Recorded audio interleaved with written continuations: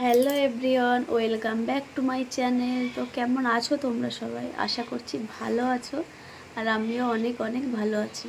তো আমি কালকে এসেছিলাম বাবার বাড়িতে। তো আজকে আমি সারাদিনে কি করি কি না করি সেটা তোমাদের সাথে শেয়ার করব।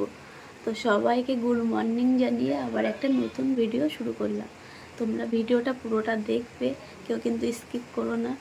আর যারা নতুন দেখছো তারা কিন্তু আমার চ্যানেলটা সাবস্ক্রাইব করে আমার পাশে থেকো। তো দেখো, সকালবেলা উঠেই দেখি আকাশটা খুব মেঘলা হয়ে আছে। আর সত্যি কথা বলতে এরকম মেঘলা আকাশ না ভালোই লাগে, কিন্তু যদি বৃষ্টি হয় তাহলে তো সব সমস্যা হয়ে যাবে। আর দেখো, আমরা কিন্তু আজকে সকালবেলা ঘরটা পরিষ্কার করছিলাম মা আর আমি। তো মা খাটের নিচটা মুছতে পারবে না, ওই জন্য আমাকে বলছে তুই একটু মুছে দে। তো আমি আবার খাটের নিচে ঢুকে ঘরটা মুছে দিলাম। আর দুটো ঘরেই খাটের নিচটা মুছবো আর কি। তো মা তো যেতে পারবে না ওর নিচে, তো আমি একটু মাকে হেল্প করে দিচ্ছিলাম আর কি। তো আর দেখো, আকাশে মেঘ করেছিল, দেখতে দেখতে কিন্তু বৃষ্টিটাও চলে এসছে হালকা করে। তো আমাদের এদিকে না প্রায় 7 থেকে 8 দিন ধরে এমন বৃষ্টি হয়ে যাচ্ছে। তো তোমাদের দিকে কি বৃষ্টি হয় প্রত্যেক দিন? কমেন্টে কিন্তু জানিও তোমরা। আর দেখো, টিপ টিপ করে বৃষ্টি হয়েই যাচ্ছে।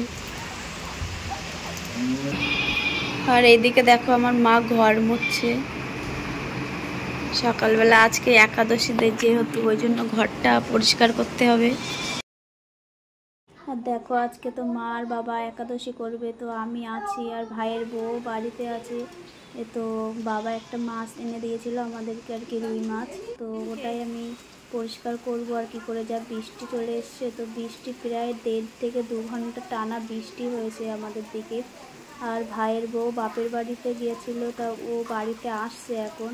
আর আমি কিন্তু এদিকে মাছ টাছগুলো কেটে বেছে রেখে দেবো আর কি, কারণ ও আস্তে আস্তে অনেক লেট হয়ে যাবে। তো দেখো, মাছটা ধুয়ে আমি না আবার একটু চা বসিয়ে দিয়েছি, কারণ সকালবেলা কিছু তো একটা খেতে হবে। তো আমি চা খুব একটা খাই না, মাঝে মধ্যেই খাওয়া হয় আর কি। তো দেখো, এখানে আমি একটুখানি মুড়ি নিয়েছি আর একটু নিমকি আর একটু চা। তো সকালবেলা এটাই খাবো আর কি।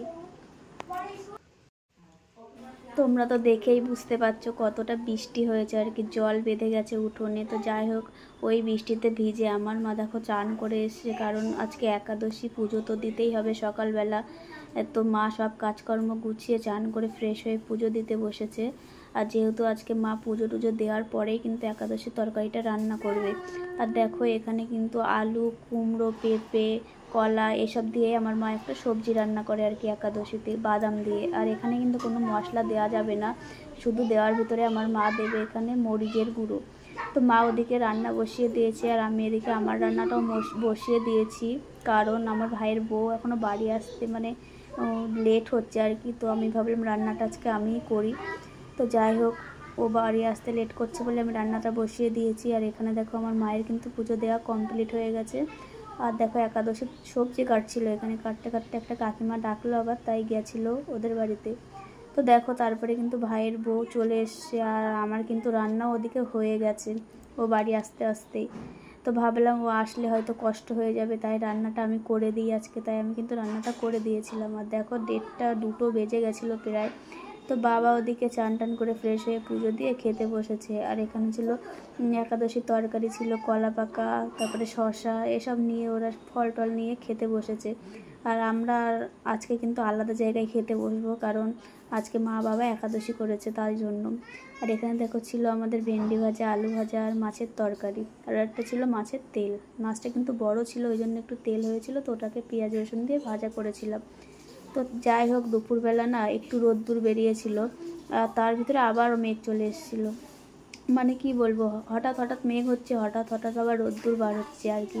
তো দেখো, বিকালে একটুখানি এখানে ফল নিয়েছিলাম, বেদানা, আম, তারপরে কলা পাকা ছিল, আপেল, আর এটা কমলা লেবু।